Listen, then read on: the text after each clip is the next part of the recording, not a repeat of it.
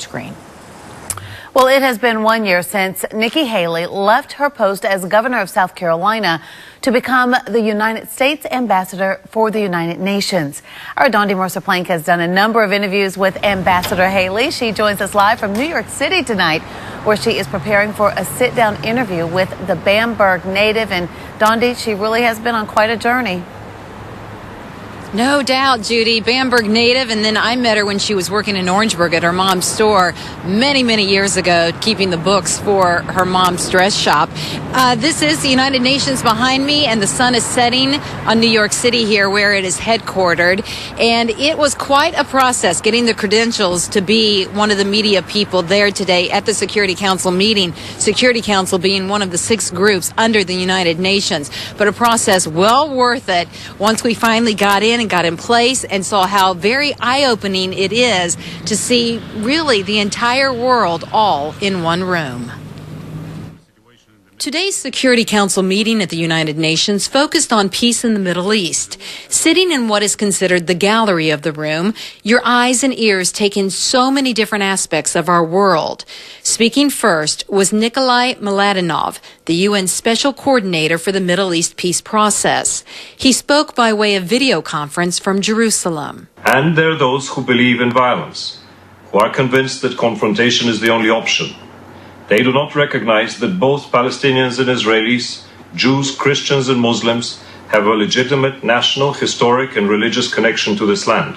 The Security Council is one of the 6 main organs of the United Nations. It is charged with maintaining and promoting peace and security through peacekeeping operations, international sanctions, and military action when considered warranted. In pushing for that peace and security, Ambassador Nikki Haley said these monthly sessions on the Middle East spend far too much time on Israel and the Palestinians, and far too little time on the terrorist regimes that undermine peace and security in the region.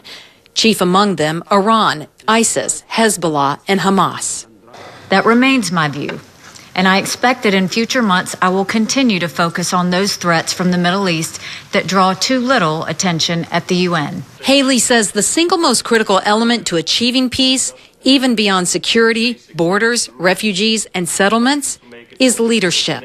Real peace requires leaders who are willing to step forward, acknowledge hard truths, and make compromises. As Haley and the other ambassadors or representatives were speaking, there is still a lot of movement in this room.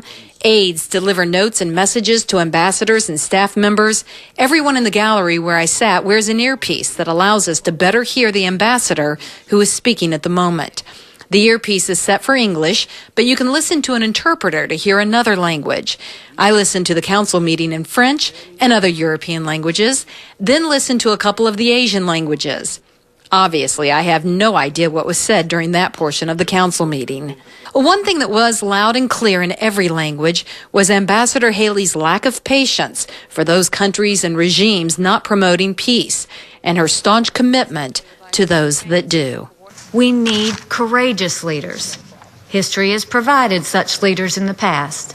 For the sake of the Palestinian and Israeli people, we pray it does so again.